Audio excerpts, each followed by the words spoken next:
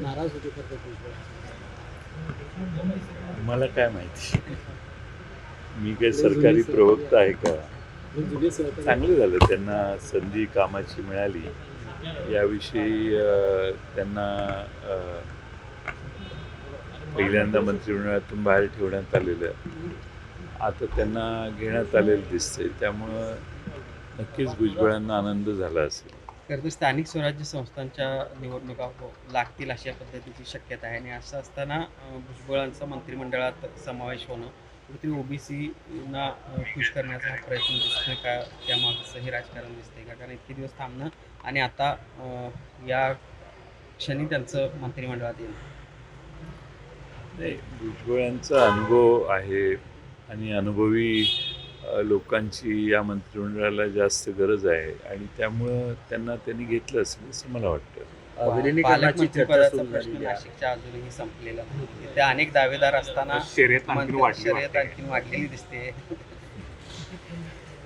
रायगड आणि नाशिक या दोन्ही जिल्हे मोठे जिल्हे आहेत. एक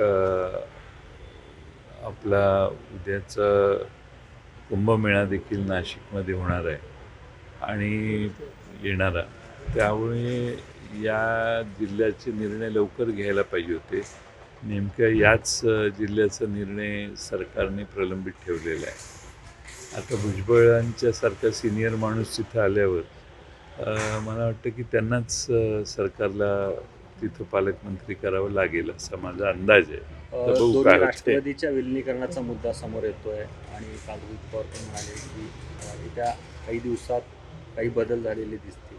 विलिनीकरणाच्या मुद्द्यावर नव्हतं, पण पक्षांतर्गत काही बदल होतील का असा प्रश्न तुम्ही होता. पक्षांतर्गत नक्कीच बदल होणार आहेत आणि आमच्या पक्षात आम्ही बहुतेक सगळे बदल करणार आहे.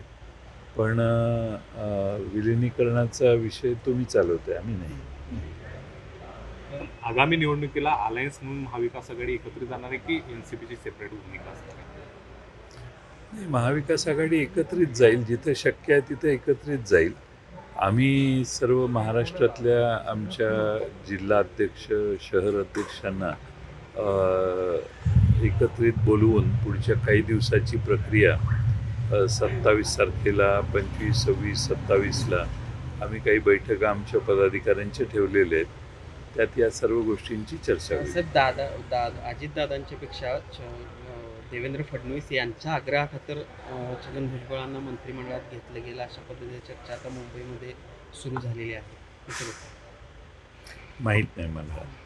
सर, तुम्ही विलिनीकरणाच्या मुद्द्यावर डिफेन्समध्ये बोलताय. खरं तर आपण पाहतो डिफेन्स कुठंतरी डिफेन्स नाही, पेरण्याची भूमिका काही Clarity काही येत नाहीये. तुम्हाला संशयाचं वारं एक आहे, त्याला कशा असं प्रकारे आहे की छेद देणार? तुम्हीच बातम्या तयार केल्यावर त्याचा छेद तुम्हीच द्यायचा ना. आमचा काही संबंध नसताना तुम्ही जर बातम्या लावायला लागला. आता आज बातमी काही लोकांनी चालवलेली की आणखीन आमच्या पक्षाच्या 2 नावं घेऊन या दोघांचाही शपथ होणार आहे. काही पॉलिटिकल अनुभव नसणारी पत्रकारिता जर कोणी करत असेल तर त्यांना उत्तरं देत बसणं आणि त्यांना स्पष्टीकरण देत बसणं हे आवश्यकही नाही मला वाटतं. कारण लोकांनाच कळतं की यांनी खोट्या बातम्या लावल्या, मनाच्या बातम्या लावल्या आणि त्यातलं काहीच झालं नाही. त्यामुळे तुमच्यावरचाच लोकांचा विश्वास कमी होतो. त्यामुळं आज छगन भुजबळांचा शपथविधी आहे, त्यात आणखीन 2 माझ्या पक्षाच्या 2 नावं घेऊन हे दोघं देखील घेण्याची शक्यता आहे. अशा बातम्या लावणे हा पोरखळ आहे निवड.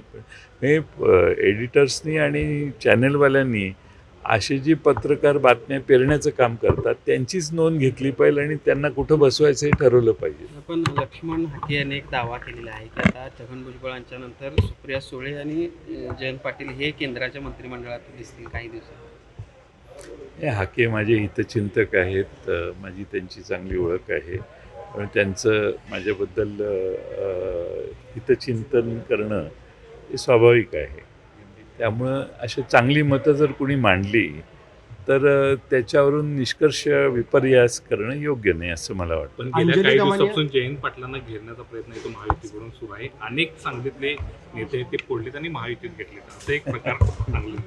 मला तर गंमतच वाटते. जे फोडलेले आहेत ते माझ्या पक्षात नव्हतेच. ते भाजपमधून अजित पवारांच्या पक्षात गेले. माझ्या पक्षातून कोणीच गेलेलं नाही. एक व्यक्ती गेली जी थोड्या दिवसापूर्वी आमच्या पक्षात आलेली होती काही काळासाठी, पण बाकीचे सगळे भाजपचेच नेते अजित पवारांच्या पक्षात गेलेले आहेत. माझ्या पक्षातून कोणी नाही गेलेलं आहे आणि त्यामुळे मला घेरण्याचा प्रश्नच उद्भवत नाही. मला घेरण्याच्यासाठी तुम्ही हेच मुळात मी मगाशी जे सांगितलं की विलासराव जगताप म्हणून आमचे माजी आमदार आहेत, अजित घोरपडे म्हणून माजी मंत्री आहेत, किंवा देशमुख म्हणून आटपाडीचे आहेत माजी आमदार, हे सगळे भाजपमध्ये होते. भाजपमधून अजित पवारांच्या पक्षात गेले. बातमी काय तर जयंत पाटलांना घेरण्याचं काम चालू आहे. ते माझे सगळेच मित्र आहेत, त्याबद्दल वाद नाही, पण ते माझ्या पक्षातच नव्हते. त्यामुळे मला धोका, मला कमतरता येण्याचा काही प्रश्नच उद्भवत नाही. माझं व्यवस्थित चाललेलं आहे सगळं. साहेब, अंजली दमानियाने पुन्हा